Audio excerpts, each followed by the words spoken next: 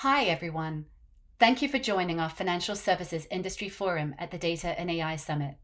I'm Alex Mysak, Director of Financial Services at Databricks, and I'll be your host today.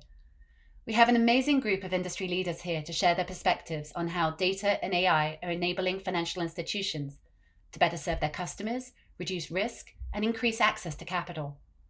Without further ado, I'd like to hand it over to our first speaker, Global Head of Financial Services at Databricks, Junta Nakai. Hello, my name is Junta Nakai. I head up the financial service business at Databricks. Thanks for joining me today, where I want to spend some time talking about two concepts that I think are going to become increasingly important in the paradigm of both financial services and data and AI over the next decade, which are the concepts of openness and simplicity. For those of you that are new to Databricks, we are a cloud-native data and AI platform that makes data analytics, BI, SQL analytics, machine learning, AI, both open and simple. So again, I want to emphasize this open and simple part. And I think the best way to start thinking about that and contextualizing that in the concept of, in the construct of financial services is something that's happening in Europe and now spreading all around the world, which is open banking.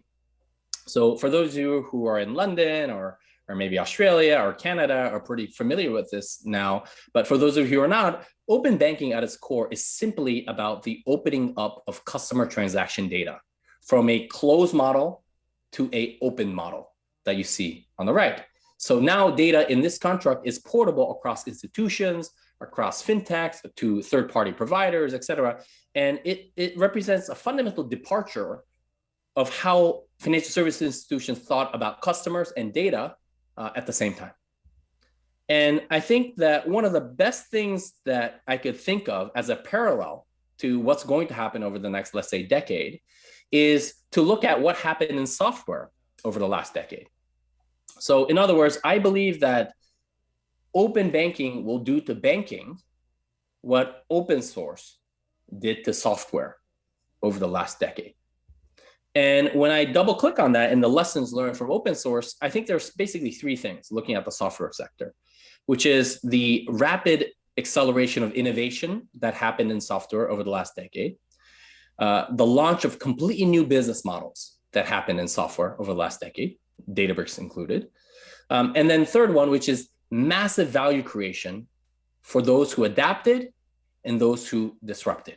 So going back to the previous slide where I showed that massive outperformance of the software sector vis-a-vis the banking sector in the United States. And what I think that banks and insurance companies and asset managers alike need to do over the next decade is to make this big transition away from product centricity towards customer centricity. And in order to do that, data and AI must play a very critical role in enabling that. But I also think there are, three T's that we need to think about, which is talent, tools, and time to market. And I'll start with the talent. Many of our customers tell us that it's quite difficult to recruit the best and brightest engineering talent to financial service organizations. And that's not surprising because I read this study the other day that said millennials would rather go to the dentist than to go to their bank. So one of the things to think about when you think about talent is the openness of that talent or the availability of that talent. So the open source projects that underpin Databricks, Spark, Delta Lake, MLflow, et cetera, today are downloaded over 8 million times a month around the world. So in other words, there is 100 million people at this current run rate that are being trained on the underlying technologies that enable Databricks. And with that comes a rich ecosystem of innovation and a rich pool of talent. And I think those are critically important. One of our financial service customers told me the other day, once they included Spark and Databricks and all the other kind of buzzwords into their job descriptions, the number of applications they got increased by 30%. That's hopefully not an atypical outcome, but this is, I think, a real thing to think about when you think about the openness for talent. The second part I want to touch upon is tools, right? So having that talent have an outlet for their creativity, their innovation, their insights, et cetera. And we here at Databricks believe that Lakehouse is the platform that enables that. So Lakehouse is simply a data architecture that enables an institution to take the best bits of a data lake and the best bits of a data warehouse and put it together. So think about the concurrency, the transactionality, the performance of a data warehouse. Think about the cost, the flexibility, the use cases that can be driven off of a data lake, and put those two things together in what we call a lakehouse. So Databricks is a lakehouse platform that's open and simple and collaborative. So that enables you to take all the data that you have, structured, semi-structured, streaming, batch, land it into one managed and governed data lake, or what we call Delta Lake, and to drive all the different data engineering, SQL, BI, machine learning, real-time application use cases from that one single place. So in the paradigm of open banking, this simply means being able to take all the transactional data, the third-party data to enrich that, maybe alternative data sources like social media, all these different types of data that come in multiple forms, and land that into one place. So you could do your data science, your machine learning, your BI from that single source of truth or the single source of data. And I think this is critically important in the paradigm of open banking because it requires significant enrichment of data to get a much more comprehensive and complete view of what a customer is trying to do or what a customer is doing. Now, when you have both the talent and tools consolidated into one place, I think it opens the door for innovation. And this is a data maturity curve that I was inspired by one of our insurance customers out in Europe that I think they did a fantastic job articulating the value proposition of Databricks, which is most financial institutions in the world today can do the buckets of blue, right?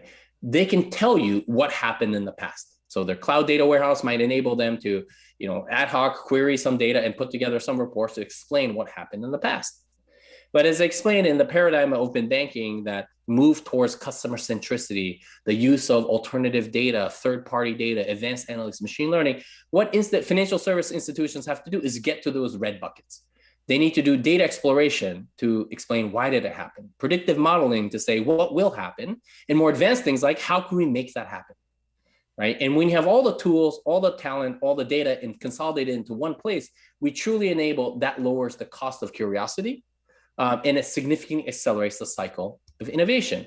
And as you can imagine, as a lakehouse platform and a data analytics platform, Databricks enables our customers to do each and every one of those steps, from the ETL to the BI, to the machine learning, to the advanced analytics, all from that one single source of truth and one single lens to look at from a platform perspective. And when you have those things come together, it enables you to do the last T, which is to reduce the time to market, right? So I think if you think about open banking or that ecosystem, open banking, it forces FSIs to deliver products and services quicker, right? So in other words, like what use is real-time payments information if you don't have the ability to analyze it in real time, right? Or in near real time, or to innovate new products, create new services, right? To respond to customer needs. And what we found here at Databricks is customers, we have over 700 customers in financial services. The ones that leverage our platform, that unify everything into one place, can significantly accelerate the time it takes to bring models to market. And we simply, we deeply understand that financial services is heavily regulated. It's unlike any other industry, right? So you think about model validation, model audit, model strategy, all the different parts of it that come together to deploy something new. This lakehouse platform, this Databricks unified data analytics platform, enables you to significantly lower the time or reduce the time it takes to deploy models. Because with things like Delta Lake, you have bitemporality. You can see as of data. With tools like ML Flow, you can see the as of code with the ML repository for both machine learning and non-machine learning models. And our customers tell us by leveraging all these different bits and parts of Databricks, they can now significantly accelerate the time it takes to bring a new product or new market, new service to market. And I think those are the kind of the 3 T's to think about. Lakehouse, you're going to hear us talk a lot about Lakehouse, but Lakehouse is not a theoretical data architecture. It is leveraged by hundreds or thousands of institutions around the world across multiple industries. And we spend a lot of time here at Databricks trying to understand what are the end use cases that people are doing on a platform with this Lakehouse paradigm. And as far as I know, there are over 500 industry use cases that are driven off of that Lakehouse. And in financial services, if I distill it down to 4 main things, it really comes down to personalization, fraud detection, risk management, and sustainable finance, or ESG. And I'll talk a little bit about ESG in a bit. And one of the things that we've done here over the last year is making it easier for customers to learn from the best of breed companies or the leading companies, right? So the thought process is, if Databricks is a data and AI platform, therefore financial service customers that use Databricks do data and AI. So what are those use cases? What are the data sets? What's the reference architecture? And how do they get started? And not surprisingly, we found that the companies that are successful using data and AI in financial services tend to find the lowest complexity, highest value use cases first. So we created something here called the use case guide that's publicly available. We can share with you. It's about a 50-page document that goes through the top 15 use cases that we're seeing in financial services and how to get started and learn from the best of how to deploy these advanced things. Underpinning the use case guide is a body of work called Solution Accelerators. Think of solution accelerators simply as a bridge between the idea of a use case and the technical implementation of that use case. So when we find repeatable patterns or use cases that are very popular that our customers are doing, we'll go out and build technical content and package that together. We'll put together the calculators on value, how-to guides, hands-on training, thought leadership articles, et cetera, so that our customers can do two things. One is to see all the benefits and features and functionalities of Databricks within the context of a real use case, but also to get started on that use case as quickly as possible. And here in financial services, we've built up a library of about 15 solution accelerators, from risk management to fraud detection, sustainability, stock market investing, customer 360, all sorts of stuff, so that you could get started on your use cases with technical content, and also learn from the best, from other industries that perhaps might be doing churn prediction better than what financial services is doing today. So all this is publicly available on our website. I think we'll be sharing links to this so that you could have access to it as well. And I'll give you a practical example of this, which is our work on ESG. So we believe sustainability at its core is simply a data and AI challenge. So one of the solution accelerators that we built is all around ESG scoring and ESG investing. And all this code, again, is publicly available, where we walk through, well, how do you use NLP to programmatically machine learn key ESG initiatives from self-disclosure, right? How do you use graph analytics and machine learning on big data sets such as GDELT, which is publicly available, let's say, news from all over the world. I think it's 60,000 news sources updated every 15 minutes to quantify what companies are doing or how they're perceived to be doing around ESG or sustainability by the market. And by doing those two things, we can now visualize, and I use Coca-Cola as an example, where our solution accelerator simply enables you to put in the name of a company in the S&P 500, and in the click of a button, our solution can now read every single self-disclosure that Coca-Cola has made around sustainability, read every single news item where Coca-Cola is mentioned around the ESG, and start doing basic things like scoring them on the E and the S and the G that you see on the top right. And here in this particular example, we walk through a customer everywhere from the ETL, the machine learning, the visualization, each step of that data maturity curve that I showed before, and I've tracked away all the code. So even a non-technical user can benefit from the insights that are driven by Databricks, or that can be driven by Databricks. And again, the body of work that underpins this, the solution accelerator code, the data sets, et cetera, are all publicly available on our website for you to download. And again, we have about 15 of those around in financial services, and I believe we have 35 across all sectors, including healthcare, retail, media, cybersecurity, and migrations. And just to wrap up, as I mentioned, I believe that being open and simple and being data-driven and AI-driven are going to become increasingly important for financial service customers around the world.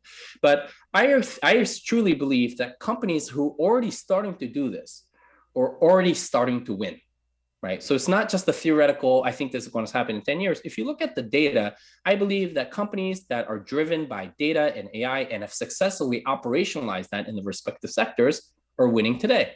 And one of the things that I've done here at Databricks is create something called the Databricks 30 index. That's a stock index. And what I did was I said, well, if companies that focus on data and AI win, then our customers should win, because we are a data and AI company. So what I did is I made an equal weighted index of top 5 marquee customers across our main industry verticals. And I looked at their share price performance over the S&P 500. And as you can see, the Databricks 30 vastly outperforms its peers on a 1 and 3 year time horizon.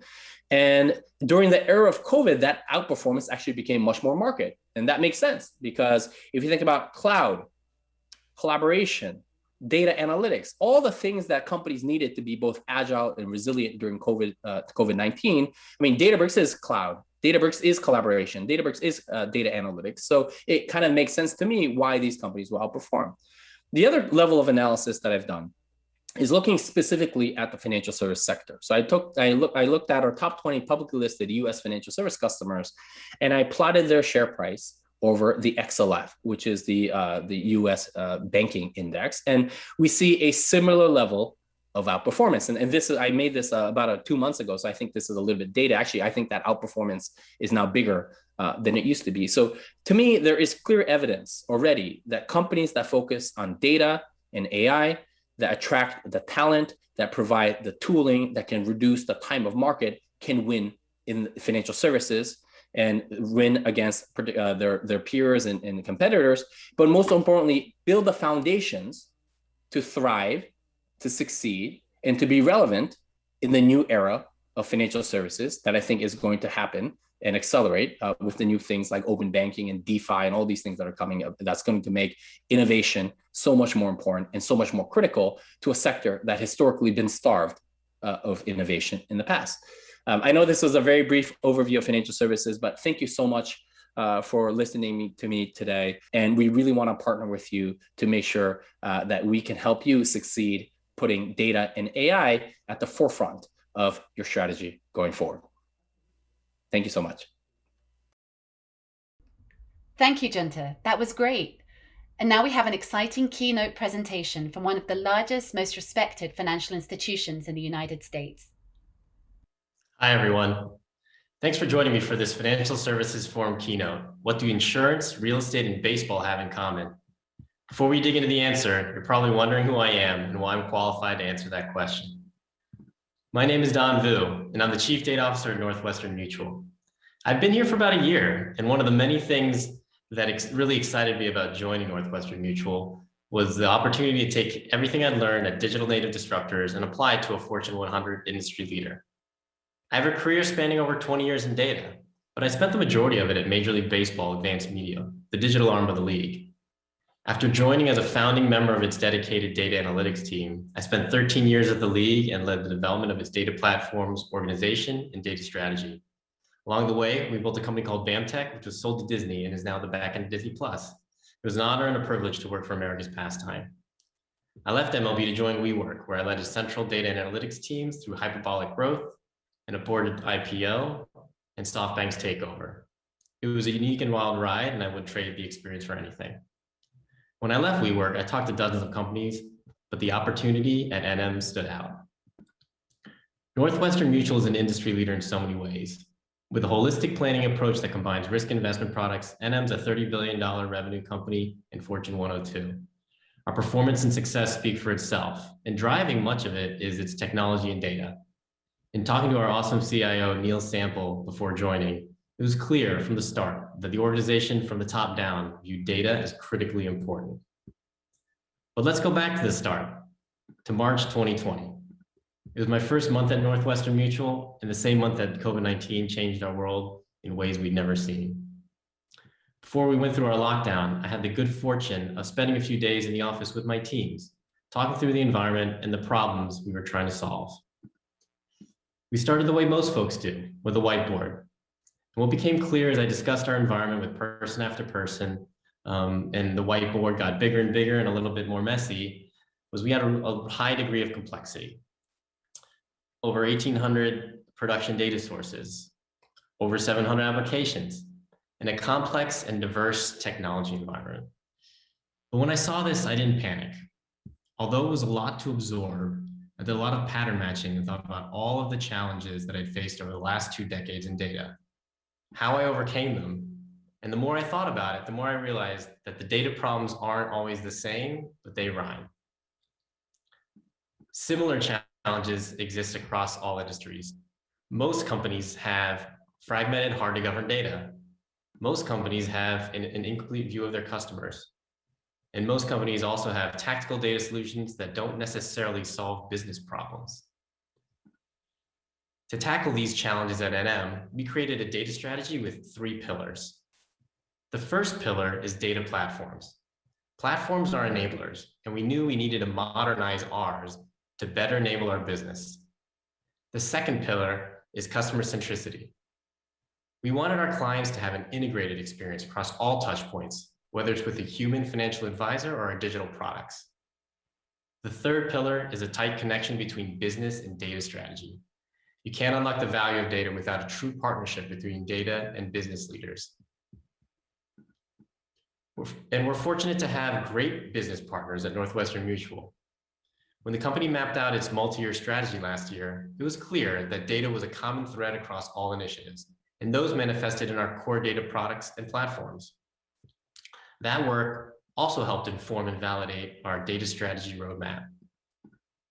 We further partnered with the business to form a data strategy steering committee with representation from 13 executive members and a 20+ person working group with members across 13 departments. Within those discussions, we validated our approach to modernize our platforms, and not simply by aggregating NM's data into one trusted location, but also by creating a unified data platform that was governed, self-service, and a data ecosystem that people could trust and push power to the edges. We're building tools that allow producers to push our data into UDP and consumers to access and extract data all in governed ways. How are we doing it? We're actually leveraging Databricks and the Databricks Lakehouse architecture for our unified data platform. Databricks benefits us in so many different ways. It's a scalable, unified platform for all of our data. It's a collaborative platform for BI and AI with significantly reduced time to insight. We just really simply love the idea of having one data store for operational and analytical use cases, one place for descriptive analytics and AI and ML. We're still relatively early in our journey, but we're already seeing great traction with the features we're delivering, and we're connecting UDP capabilities to our business use cases, some of the most critical and strategic ones for the organization. Those use cases deliver on Northwestern Mutual's vision of an integrated customer experience. Client 360 aggregates everything that we know about a customer, capturing all transactional and behavioral data in addition to core attributes. That includes every purchase, every click on a digital product, every call into a call center. Next best action leverages all the data we have about a client and enables our field representatives to better understand client needs and deliver more consistent, relevant recommendations. Through next best action, not only can we provide a seamless experience across touchpoints that customers already expect, but also the serendipitous touchpoints they didn't anticipate. And finally, we're driving underwriting innovation and how data, AI, and ML are all used to transform the entire underwriting process. We're leveraging our data capabilities to help deliver a digitally enabled client experience that does not yet exist in the industry. It's streamlined, connected, seamless for our advisors, clients, and employees, and it's all powered by data. All in all, we're super excited about the future for data at Northwestern Mutual. We've reached significant milestones in just the last 12 months. Our unified data platform is live. Our business strategy and data strategy are really tightly interconnected. And we've got real AI and machine learning use cases that we're deploying to production. And we're growing to accommodate that. We grew by over 50% in 2020, and we're on track to grow another 50% by the end of this year. By then, we'll be around 300 strong, and data is a critically important driver for our business. And we're hiring. We're on the lookout for diverse talent that wants to help us build a modern, data-driven financial services organization. If you're interested in joining the ride, please reach out. So what do insurance, real estate, and baseball all have in common? The data problems and how we try to solve them aren't exactly the same, but they rhyme. And they probably rhyme with yours too. Thanks. Thank you so much, Don, for sharing your story and your approach to building data-driven organizations. It's exciting to hear how Northwestern Mutual has adopted a lakehouse architecture to build a 360 view of your clients and power numerous use cases. I'd like to now hand it back to Junta Nakai and our esteemed group of financial services leaders for today's panel discussion. Hello, my name is Junta Nakai. I head up the financial service business at Databricks. Today, I'm super excited to have four wonderful speakers from financial service companies all around the world who are going to discuss a few things about cloud and data analytics and collaboration and the future of finance. So really excited to have four wonderful speakers from Intuit, MNG, ABN AMRO, and KX. So let's kick off with introductions. Bharath, hopefully you can kick us off. Thank you, Junta. Really excited to be part of this group. My name is Bharath Ramarathinam, and I have been with Intuit for about 8 years. I'm part of the money and fintech platform, and specifically head the lending division across Intuit, delivering lending solutions for our small business and consumer customers. I'll pass it on to Priyank. Priyank, yep. Hi everyone. My name is Priyank Patwa. I'm part of MNG. We are an investment house based in Europe. My role and focus is around how do we integrate sustainability into our investment process, and how do we use data and transformation to help us accelerate that. So, great. You. Marcel? Yeah, hi everyone. My name is Marcel Kramer, working at ABN AMRO since around 2017, responsible for the role of data engineering. And as such, I'm heading the department that is delivering all the bank-wide capabilities that we use to either improve the data quality, the data distribution, how data flows from A to B, and also how we turn data into value in our advanced analytics capabilities. Great. Conor? Hi guys, my name is Conor Twomey. I head up customer success here at KX. KX are a streaming data analytics technology with 2,300 staff with 40 offices around the world. I'm based here in New York, and I've spent the last 12 years building continuous intelligence solutions for our customers around the world. So super excited to be here as well, Junta.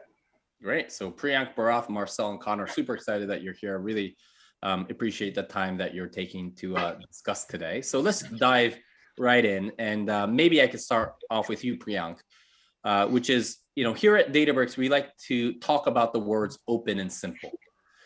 So my question to you is, what do these words open and simple mean to your organization from a tech perspective? And how do they factor into your IT decision-making about the future of data and AI at MNG? Well, excellent question. I think for us, it is all about how is a platform that is open and inclusive. And then the second is frictionless. That is what are the two main things that we focus on. And primarily this is driven by, if you think of it, for any individual, they need database, they need access, they need tools, they need software support, and they would need to go to 10 different places. What we are trying to do that is they are able to do it in one place. And the last, of course, is the community of individuals. It's not just about software engineers or data scientists. How can we have a platform that allows and enables anybody in the organization to access it? And those are the two principles in which we are transforming and adapting solutions. Bharath, maybe I could ask you the same question as well. Very similar to what Priyank said. One of Intuit's values is to fall in love with the customer's problem and use one of our frameworks called Design for Delight to understand the challenges the customer face and effectively and efficiently solve the customer's challenges, right? What we, as part of this journey or platform journey, we have thought about how we can make our platform so easy to consume and easy to adopt, or very simple to adopt. And that's what simple means to us, is make this adoption of platform so simple that we can deliver more to our customers. In terms of open, I'll give an example. Intuit has benefited from a modern developer platform that leverages open source software called Argo, which we acquired in 2017. As this accelerated our journey to the public cloud. And we have continued to use the community-driven project and give more benefits to others around the world, who benefit from using this Argo project. So that's what it means to us by open, where we leverage the power of many to solve for some of our challenges as well. Great. Marcel, open and simple. Not sure how to say that in Dutch, but hopefully the same words apply. Exactly as you said it. So I think that's not the difficulty here, but no, I think when we look at open, we use ABN AMRO. We also want to open up a little bit. So we try to contribute to open source communities as much as we can, and also, of course, try to reap the benefits from that. And also internally, we would like to inner source projects and software artifacts as much as possible. I think that's also important given the size and scope that we have as ABN AMRO. So open for us is also much about collaboration, and simplicity also links to that aim, of course, because if you look at ultimately the end value, what comes with a certain artifact is a collaboration between data scientists, data engineer, machine learning engineers, and obviously, when there's a good way that these kind of guys can all work together in a single kind of environment, where there's actually seamless handovers between, for example, a data scientist and a machine learning engineer, that is really helping us. And if they can also then still look at the same kind of environment where they can either control the resources, but also look at the same notebook, and have a talk about it. That really helps us to improve collaboration and that culture of inner sourcing that we pursue. Great. Conor, last but not least, same question, open, simple. Yeah, thanks, Junta. When we think about openness at KX, we really think about three different pillars. We've got technology, data, and analytics. And so we're all about continuous intelligence here. So what does that mean? It means marrying event-driven decision-making with historical context. In practical terms, from a technology perspective, that means dealing with hundreds of millions of data points a day, millions of data points a second, billions of data points, or trillions of data points historically. And so we've got a massive axe that we can yield, and we can chop wood with huge structured data sets incredibly well. But when we partner, a bit like Bharath was saying, when we're partnering with our clients, you can't just bring this huge wieldy axe to solve every single problem. So how do you create that ecosystem of technology partners so that you're solving the right problem with the right technology? And I'd often say, don't use an axe when you need a screwdriver. You can, but it's not going to be pretty. So that's really the technology element of openness.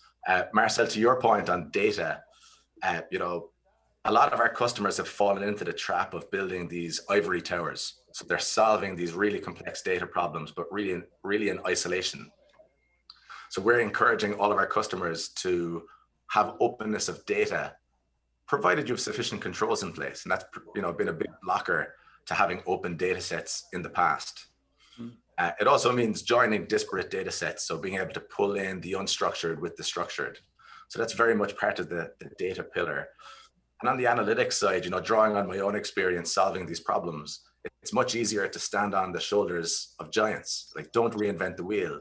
Other people are doing incredible work with analytics, either in the public domain with publicly available, Python scripts or whatever it might be, or even within an organization. So harvesting that best practice and actually creating a community where you can actually stand on the shoulders of giants, that's a really key point. And then just on simplicity quickly, Bharath talked about this as well. Abstracting away the technology and data complexity from your customer is really, really key.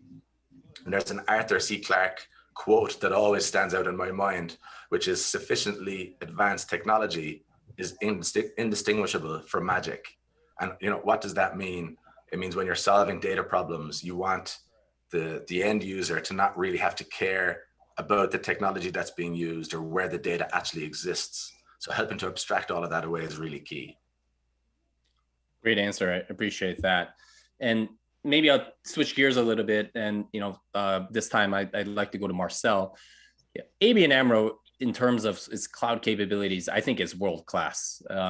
So I'd love to ask you, what were the biggest hurdles to becoming a quote cloud company, and how did you overcome those hurdles, or how did you unblock those kind of blockers in leveraging data and opening up use cases specifically in the realm of financial services, which, as we all know, is heavily regulated? Yeah, I think so talking about regulation, that is of course one of the big things we need to consider when becoming a cloud company, as you call it. But when we, explored moving into the cloud, we obviously had to onboard our internal stakeholders when you look at compliance or legal in the journey as well. And next to that, also, of course, external regulators need to be, of course, supporting that journey. And, you just need to do that exploration together with them and just take them along and show them how that model differs from having your own data and your applications in your own data centers, and how that relates to bringing that outside your own premises. I think this is a matter of transparency and just being able to respect that they look at it from a risk perspective. And of course, you need to do that yourself as well, but you need to also put it in the perspective of how solid and how safe is the data also internally in your own data center. So people tend to say, if you bring it outside your own premise, it's a different story. But of course, you're also not impeccable yourself.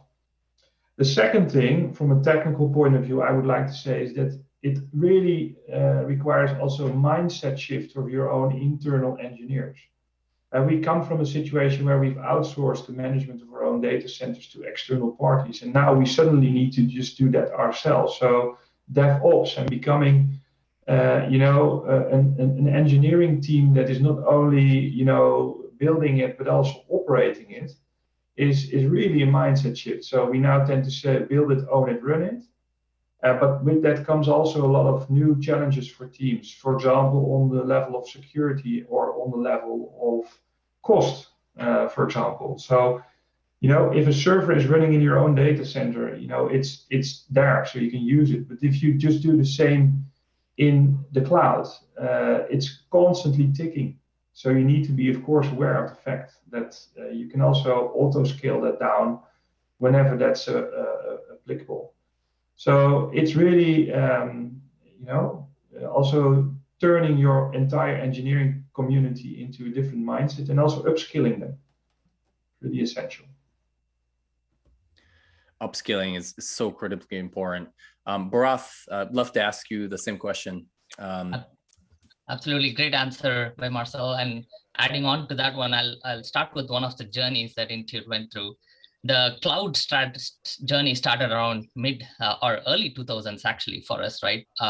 QuickBooks was basically a desktop accounting software where data existed in the customer's machines and we didn't have access to that. And moving towards a mind shift of a customer to say, I'm going to provide an online accounting solution and move all the features, rich features from desktop to an online system started in early 2000s. First, we need to build the trust, customer behavior, and the behavior, internal behavior as well of, turning engineers into, we have to turn towards, setting up really resilient databases, making sure our systems don't go down, operational excellence. All of these were important journey that went through. And then moving from the private cloud to the public cloud, starts with, again, being a financial service, compliance, regulation, security, all of those research done. And I'm proud to say that, Intuit went through this in moving about 400 applications and secure data to the public cloud in just 6 years. It was a journey. It was a huge journey. But our goal was to say, how do we not make sure that the customers don't feel the pain? We were running multiple systems like private and public cloud because you want to build resiliency. We cannot move every service into, it's not a kill switch. It's strategically moving the right services. So it took us some time, but at the same time, it was done very well. Like Marcel was talking about, we set up really good learning paths for all our engineers by having internal learning and bringing in experts from outside in to help us do those transition. Apart from that, data is key. We don't own the data. It's a customer's data. So we have to protect it like it is gold for us. At the same time, if we apply the right mindset, the compliance first, regulation first mindset, we will be able to do certain things like GDPR when it came. It was actually simple for us. When I say simple, it is still hard process to go and apply in every controls in every place. But since we thought about it early on, GDPR was easy to implement. So those were some of the things that helped us move towards like these cloud strategy overall. And now we have about like 4 million small businesses in our online ecosystem. Still, people are there in the desktop systems and constantly migrating to our online systems. But that was our journey, overall journey. Protecting customer data like it's gold. That was a fantastic quote. I really like that. Priyank, same question to you.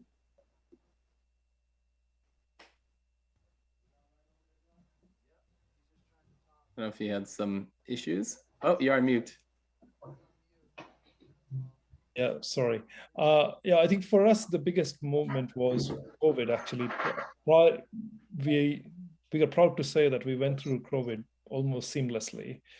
So we were far ahead of the game in that sense of adopting and using cloud. Not that it's an easy one for a financial services organization, as we've talked about already. But I think the biggest principle for us has been focusing on users and making it easier for our different variety of users to adapt and to use the technology. And lastly, I think, as I said before, you need something where you have not only a compute environment, you have database, you have access to infrastructure, but it all remains something hidden behind the scenes for a non-technical user. And they could potentially still operate in a spreadsheet if they would like to. And that's what we have been working towards, and we are still accelerating. We've a long way to go still. But I think that's what we've seen as very powerful, where from a user perspective, the experience still remains easy and simple. But for behind the scenes, we are lifting a lot of the legwork for them. Right. And Conor, I'd like to take a little twist to that question. So, because you talk to so many leading financial service institutions, what are you hearing from your customers about sort of, cloud capabilities? And how has that attitude towards cloud perhaps changed over the past few months or past few quarters? Yeah, thanks, Junta. The guys made some excellent points, and I'll try and touch on those, with my insights here as well. Cloud transformation is the single biggest program that any of our customers are going through at the moment. It's huge. We focus primarily within capital markets around the trade lifecycle, and we're often moving petabyte scale workloads to the cloud. So these are not trivial or small applications. There's typically 3 driving mechanisms that encourage any of our customers to do something: fear, greed, or regulation. And sometimes it's a combination of all 3 that help clients get there. Marcel spoke about kind of mindset and mindshare, and that's been a big part of the journey over the last 12 months. But just to give a comparison, we've been speaking to our clients for the last 5 years about this cloud migration, and some were really early movers. But how the conversations were going maybe before COVID, there were security concerns. There was a lot of confusion about cost and whether they'd actually save money with the transition to the cloud. There was certainly a feeling that there was a skills shortage within a lot of these organizations. This idea of agility was this nebulous, haze that you couldn't touch. You couldn't put your finger on what agility means. And there was also a bit of kind of last mover advantage. Let other people get there first. Let them slip on the banana skins. We'll learn their lessons and we'll follow afterwards. And COVID really was like a lightning bolt into changing how people felt about that. A lot of it came down to people immediately had to work from home. So hitting into the regulatory need. Priyank spoke about the work from home and COVID being a major driver. From a regulatory perspective, the amount of data that you needed to capture now from staff that were working from home, particularly around capital markets and trading activity, it became very, very difficult for clients that weren't kind of cloud first. They weren't nimble. They weren't able to respond quickly and change some of these really old systems to the new environment that they were surrounded by. The second I'd say is that fintech disruptors are coming in thick and fast. So when larger organizations look at a fintech disruptor, whether it's a challenger bank or a new broker, people are saying, how are these guys accelerating so quickly on their journey? And again, having a cloud first attitude is playing a big role in that. Then the last one really is fear. So system availability and data availability became increasingly problematic through the volatility that COVID brought. We saw that twice really in the last 12 months. Once initially back in March, April, and May around market volatility and the huge volumes of data that were being transacted as people were trying to understand their own risk concerns. And then again, back in February of this year with the whole GameStop meme stock debacle is the only way to describe it. A lot of systems that weren't able to scale horizontally, didn't have infinite scale at their fingertips, i.e. old school thinking clients, they really struggled to keep up when the need was greatest. But all of this really comes back to time to value and time to insights for clients. And we can point, when we speak about agility, we can really point to some very, very clean examples now. So whether it's around data pipelining or data quality, some of the pain points that our customers come to us is they are looking to onboard new data sets. And with traditional technology model, it can take up to 6 weeks to onboard a new data set. If you're a quant, for example, and you want to explore a new asset class or a new region, it takes 6 weeks to onboard into a firm. And that quant can say within 6 minutes whether that data set is actually valuable or not. And so when a technology manager is looking at their slate of work for the next year, and it's to onboard 50 new data sets, each of which is going to take 6 weeks, it's not a particularly fun challenge. And so we're working with our customers to help shorten that time frame, shorten that time to value and time to insights.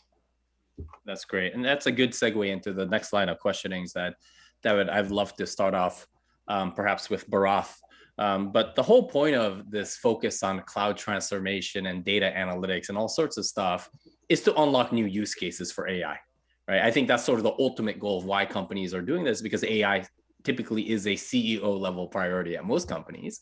But I think when I look around and talk to all our customers in financial services, there really isn't that much AI happening, broadly speaking, across financial services today. So what I would love to ask you guys, each of you, I'll ask you is, what are some concrete examples of sort of production AI use cases at your company?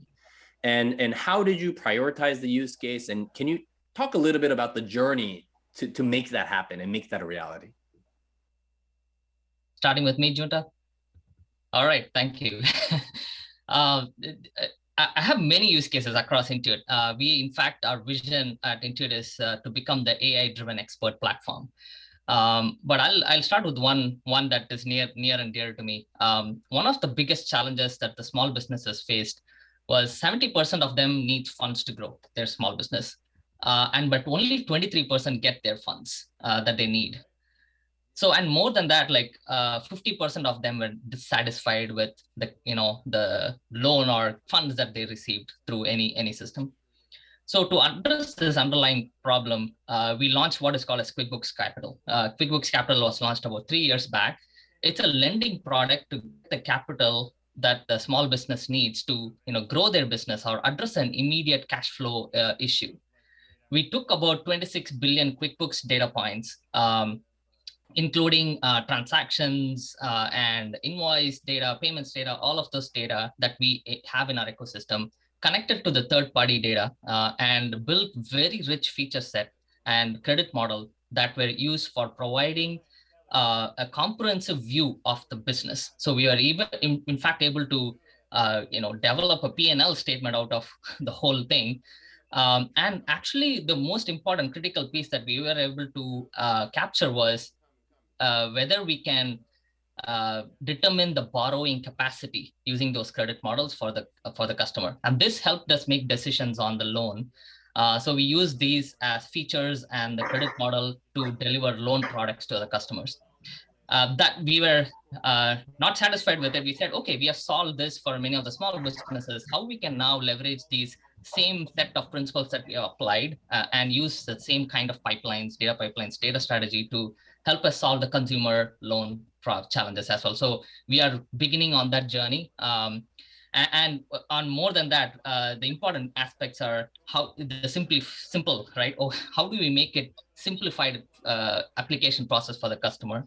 It takes about, if you go to some, any traditional bank, it takes some time to actually finish an application process. Using these rich feature data sets, and we were able to personalize the loan application process for them. And it just takes about 3 minutes to complete a loan application process. And we are able to deliver funds within 48 hours in their bank account. So these are some of the big AI use cases. And I have many other, like one other use case is what we have developed using the similar kind of data set about the customer, the business profile, is deliver cash flow forecasting. Like constantly small businesses are struggling to make ends meet. And at the same time, they're also struggling to use the account softwares to determine what will be their next month, forecast their next month strategy, right?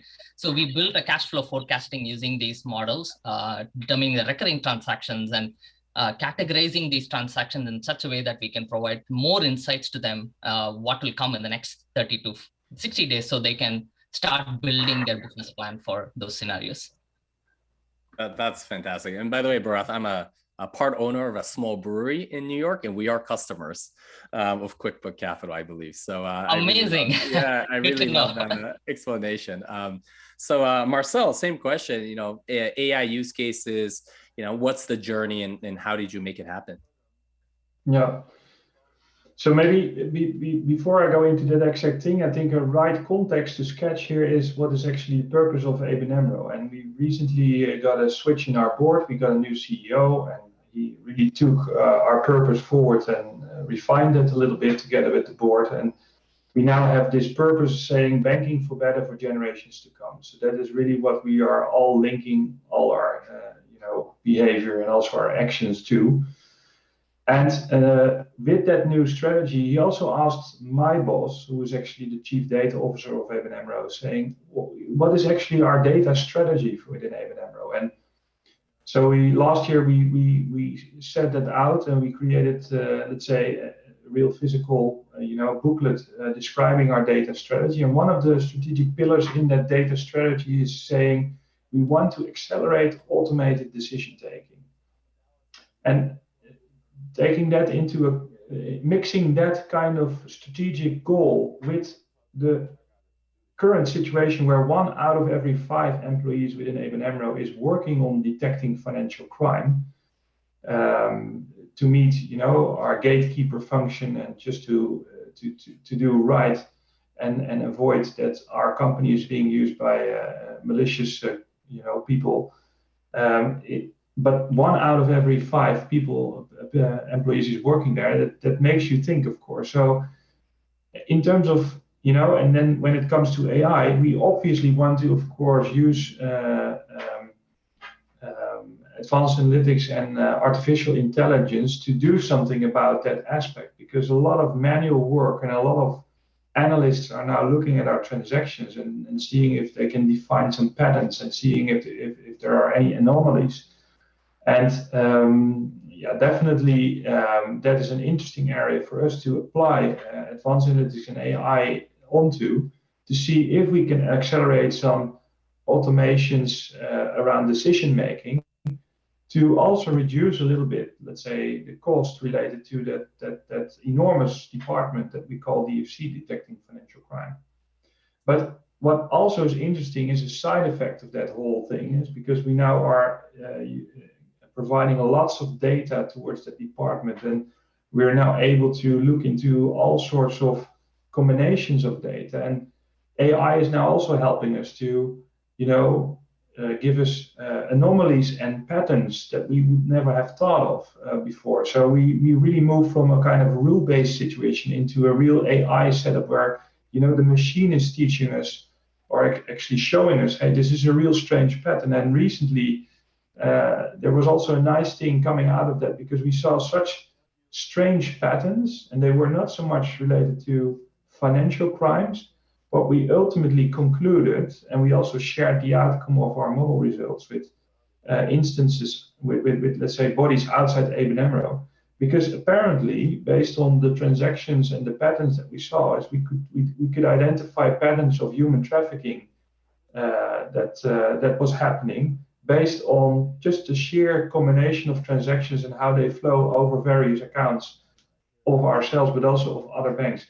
So, and that all ties up back to the purpose that we have as ABN AMRO, banking for better for generations to come. It's not only about, let's say, the offensive way of dealing with data, in the sense that you want to use it for approaching customers and try to sell them more products, but we also want to do it for protecting our own assets, or even contribute to societal problems that we currently can help with. And that is a nice example that we recently saw, which I'm actually quite proud of, because here as a bank we're helping really to make it a better world in that sense, with the use of AI and the technology that we deployed in the bank. Banking for better for generations to come. I really love that. It's fantastic. Priyank, same question for you. AI use cases and how did you make it happen? I think just building on the context and the conversation here, one of the things that for us has been crucial is thinking about solutions first, and then thinking whether it needs AI or data science and machine learning or pure data engineering as well.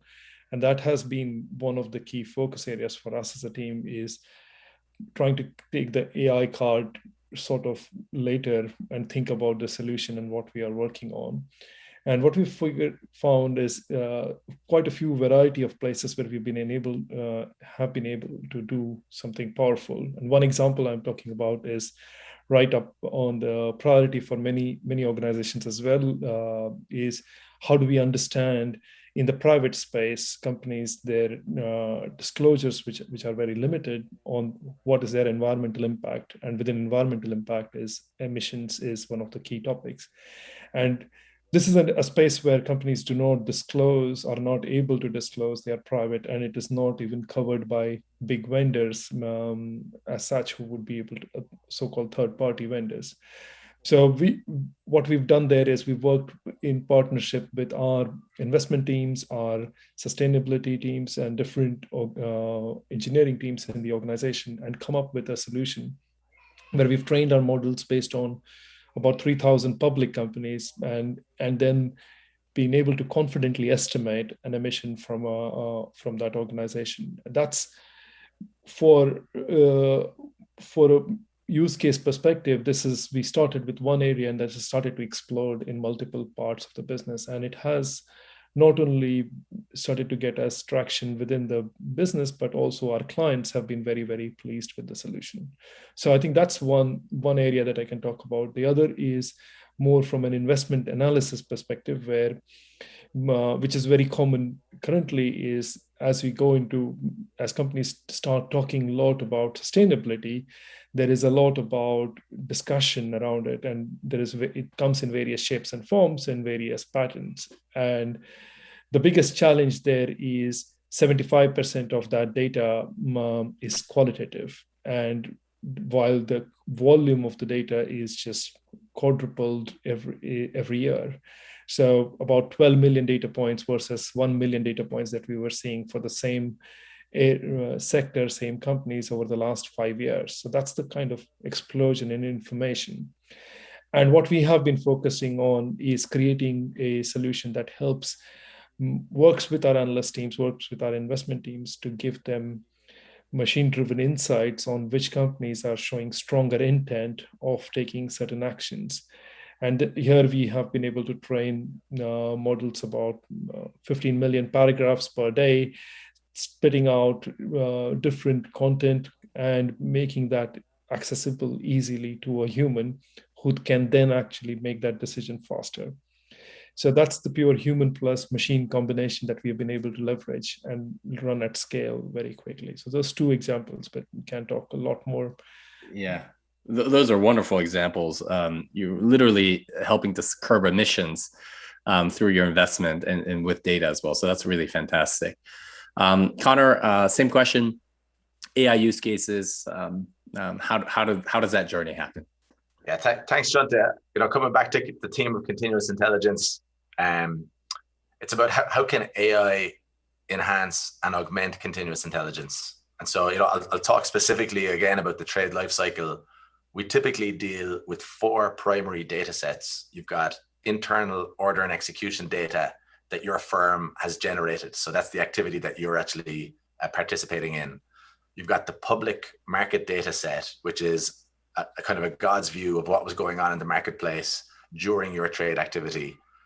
The third data set is corporate action data. So that is about dividend payments, stock splits, mergers and acquisitions. And the fourth data set is security master data. So for all of the problems that we typically solve around continuous intelligence, for the front office or for the back office, it's using those 4 data sets. And that gives you a real view of what's happened around your trade and your trade life cycle. So some of the examples might be smart order router optimization. So what does that mean in plain English? If you want to execute 10,000 shares of Facebook on behalf of an end client, what is the smartest way to do that to maintain value for your client? If you were to just dump that order onto the marketplace, you'd see terrible price degradation and you would not be serving your customer well. So you want to be able to replicate any point in time really in the history of those 4 data sets to be able to run optimization on your smart order router.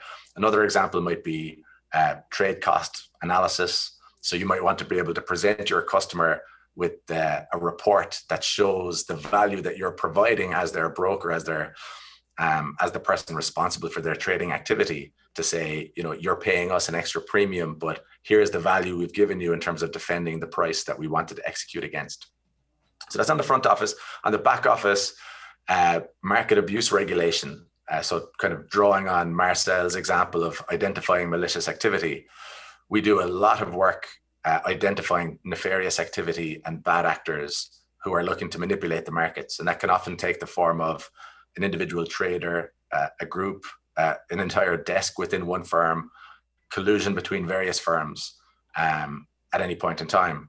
And so I'll go through a couple of examples now in a moment, but we've managed to enhance that continuous intelligence with AI with a couple of different examples.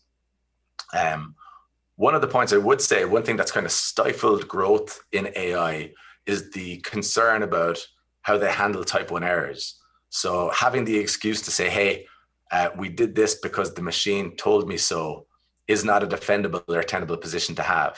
And so what we've really seen over the last kind of 12 or 24 months is a real focus on what's known as XAI, or explainable artificial intelligence, so that you can at least point back to why certain decisions were made in the way that they are.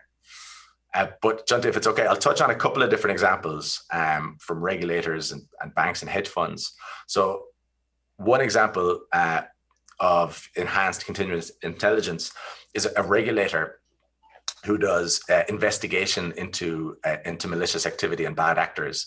And that regulator is able to go to a hedge fund or a broker or a bank and say, please give me all of your trade data around a certain point in time. And that point in time might be when certain information was being released to the marketplace. So under the rules of this particular jurisdiction, the person who's being investigated only has to provide data in any format with any schema. There's no standards around saying the first column should be trade, the size of the trade, the volume, and who traded. And so the big problem that this regulator had was they'd spend the first 10 weeks of an investigation just trying to understand the data.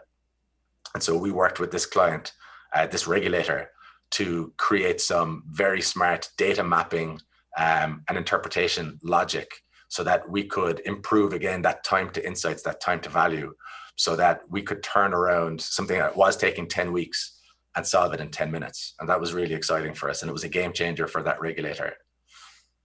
Another example would be with a US bank. And Priyank, you talked about the tsunami of data overwhelming a lot of organizations. And so if you are the person in charge of market access controls at a bank, you have a lot of alerts that are generated, typically rules-based alerts. And if you get a day like the Swiss franc unpegging and there's chaos in the marketplace, all of a sudden the person who's like the defender at the gate is just inundated with false positive messages that they're trying to now kind of siphon through to separate the signal from the noise. And so a lot of work we do with our technology is around prioritizing those alerts and those events, so that if 5 analysts have 10 hours to spend today, based on our machine learning algorithms, this is where they should focus first. And so it's about that prioritization. Another example, Junta, and please stop me if I'm talking too much, but another example is, again, coming back to that market abuse regulation. There are 40 known techniques for how people can manipulate financial markets, particularly around trading activity. So pump and dump, spoofing, layering, painting the tape. They've got, these extravagant names. But with the advent of continuous intelligence and AI, we've now identified up to 12 so far unnamed manipulation techniques. And so it's about using continuous intelligence to see how the marketplace is moving, see how people are potentially unfairly taking advantage of certain quirks in the market, and helping bring that to the surface. And we worked particularly with one hedge fund who was under pressure from the regulator quite constantly. And they wanted to be able to bring that sort of activity to the regulator rather than the regulator kicking in their door and fining them. So they wanted to be proactive about it. And that's a super successful program that's been running for 3 years now. But those are just a couple of examples, Junta. I could talk all day about other examples. But well, that's actually a very good segue. And in the interest of time, maybe I can limit the answers to 1 minute each. And I'm going to open this up for everybody, which is, I certainly think financial services is undergoing massive changes. I think we all kind of know this, we all feel it, we all talked about it. And that pace of change is likely to accelerate over the next few years. So the question is, to open it up to everybody here, what will your company look like 2 to 3 years from now? And how do you think data and AI will be used in that future state? So open it up to anyone who wants to answer first.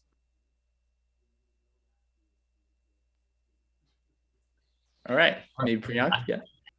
Yeah, okay, I'll make an attempt. I wish I can have a crystal ball and tell you exactly what's happening. But yeah, I think from my perspective, financial services broadly, I would say, are still in this date. We call ourselves data driven. We are more data supported.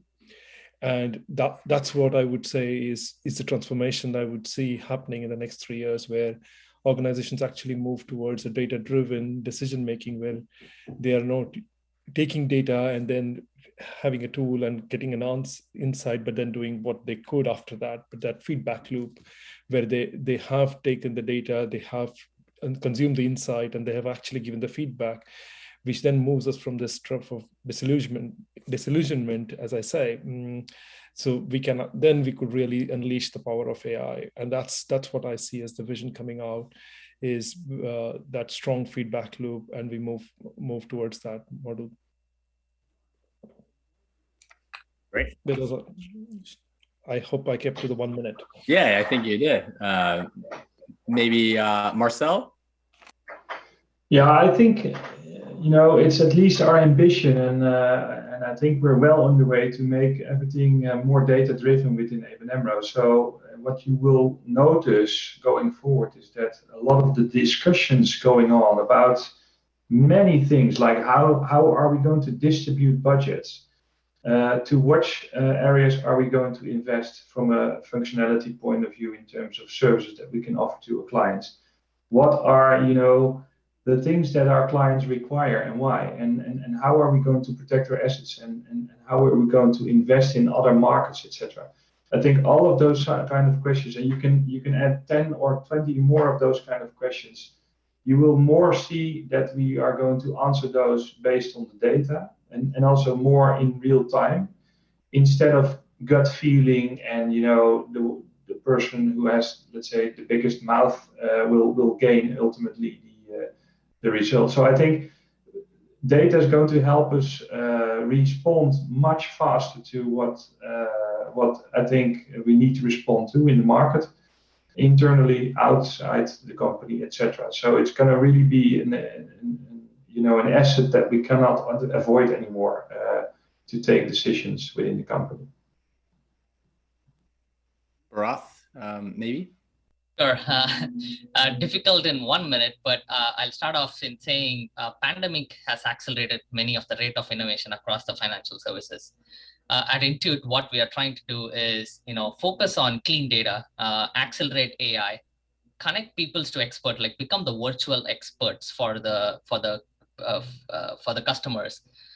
We want to leverage, of course, some of the AI and capabilities. But the way we have declared it is we want to become the AI-driven expert platform for our customers by taking an AI-first approach to app development, where each experience is personalized per customer, and using conversational interfaces like explainability, like in TurboTax, if you take, people ask questions and you don't want always them to connect to an agent or someone. You want them to be able to get the answers quickly just by asking questions, like conversational. Make it personalized per customer, leveraging the terabytes of data, of clean data, right? And provide rich real-time features that drive those experiences. Those are what we are thinking of. And of course, fueling the small business economy is something we have always been passionate about. And if you go back to COVID, we launched a very simple tool using our knowledge engineering capability, which tracks down the graph of a complex set of government regulations and rules into a simple applications and say, this is what you are eligible for as paycheck protection program or economic injury disaster recovery. It was very complex for customers to understand what those rules are, and we just used our knowledge engineering techniques, which is also AI, to deliver those experiences so they can choose the right loans for funds for their fueling the economy, right? So those are what we are thinking in the next few years, and hope I pass it on to Conor. Thanks, Bharath. I won't need a full minute, hopefully, but it comes back to the first question, Junta, about simplicity. Our customers, certainly my vision for KX is that our customers won't care where their data lives. They don't even know they're using KX under the hood, and they don't care what technology they're using. They're really focused on just solving data challenges. And that would allow clients really to focus on data quality. Bharath, to your point, data quality is absolutely key, but without the infrastructure in place, without making it simple, people haven't even gotten to that point yet. So that's really the vision, Junta, simplicity.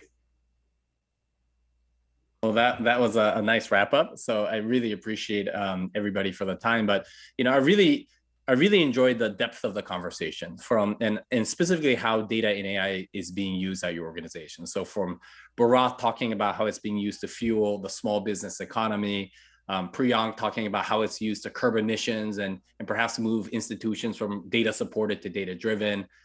Conor about how it's being used to protect the integrity of markets by finding new types of fraud, and Marcel for helping ABN AMRO build a banking for better for generations to come. And I think really you guys articulated the value propositions, the stories, how data is being used also well.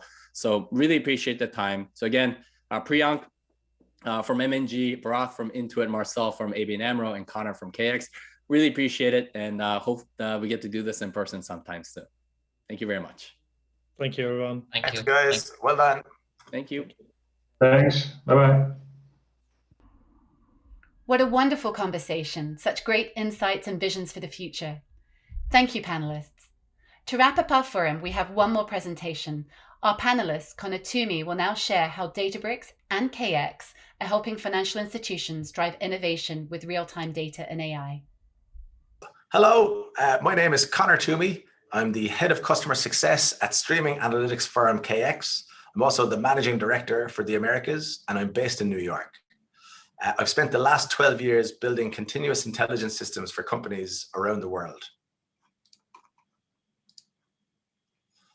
So continuous intelligence has really been very well understood in capital markets. The transformative power of real-time analytics are mission critical for some of the trading and risk activity that our clients in capital markets undertake. Continuous intelligence for me means real-time event-driven decision-making with historical context, and that's really important. In terms of conceptualizing this, dealing with high volume and or high throughput velocity data analytics at scale is the primary challenge of this space. And very often we're dealing with millions, tens of millions of data points per second, hundreds of millions, if not billions and trillions of data points a day.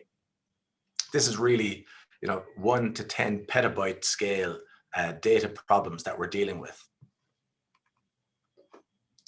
Continuous intelligence is all about time to value and time to insight.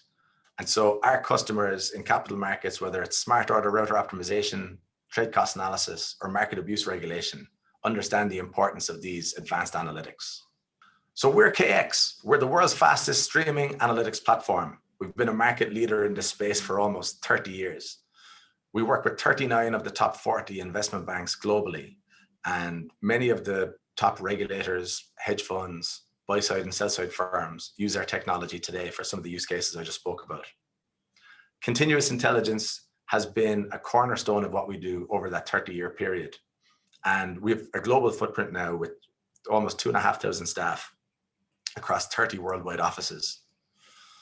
What makes us different is when the sheer volume and velocity of data that you're dealing with, when you're dealing with data at scale, you spend so much time pulling and pushing data between your data storage environment and your analytics environment that you're not actually spending time solving problems.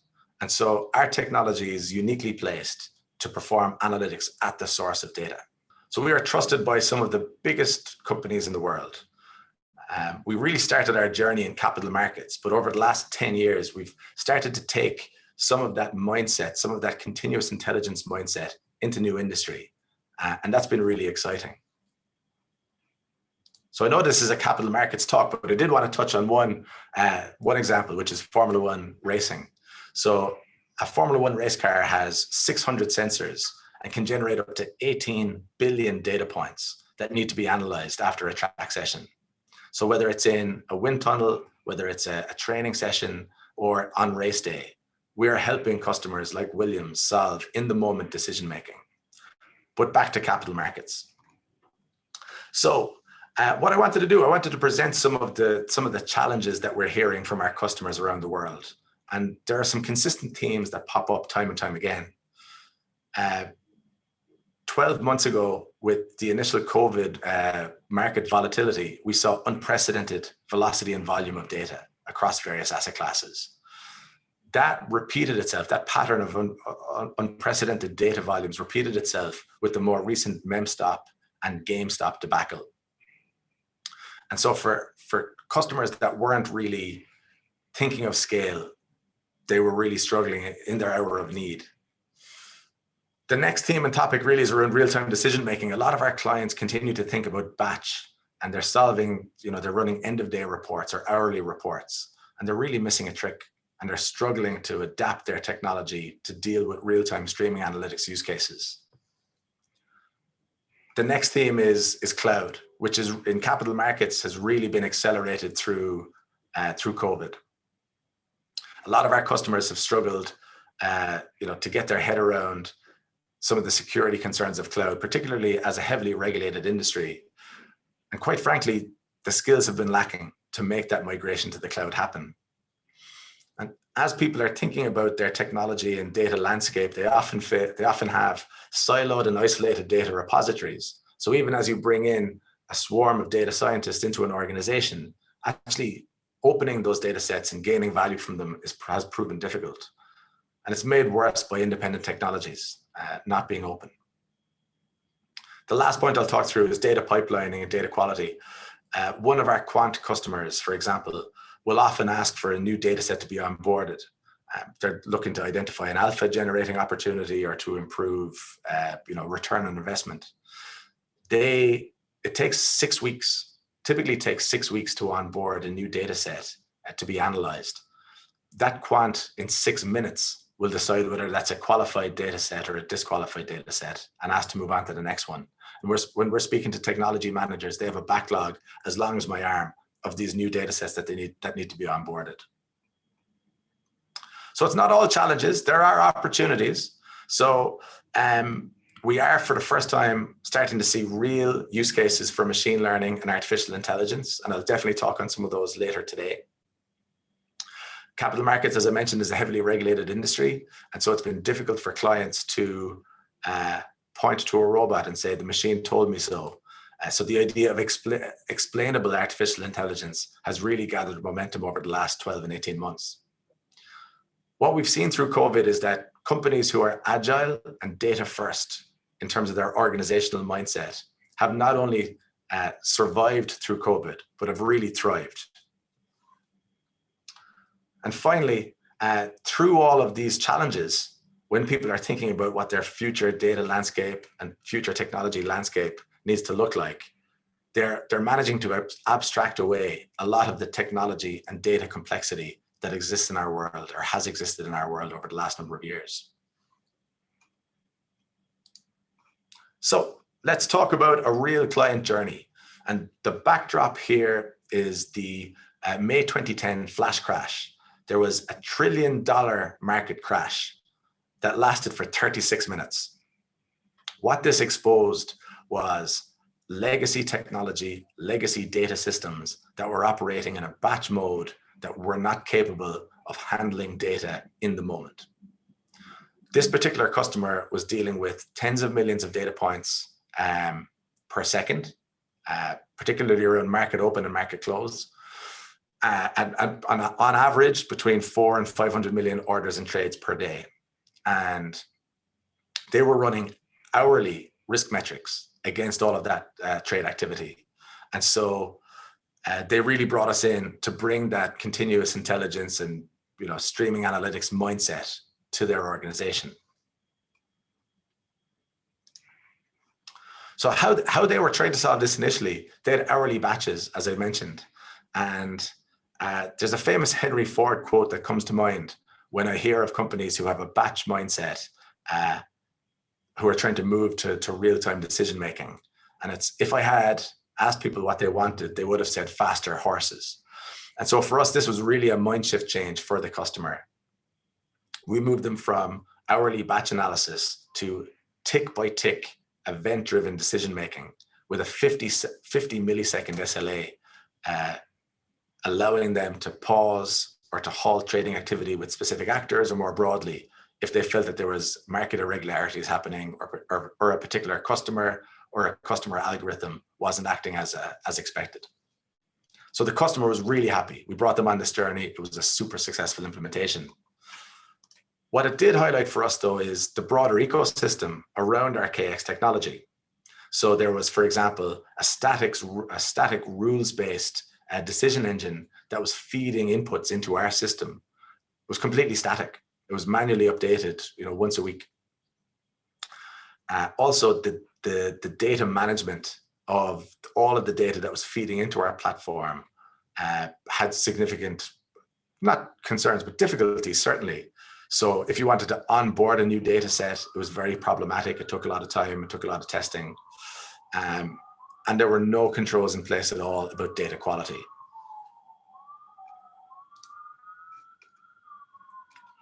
So when we talk about the next frontier of continuous intelligence, what do we mean?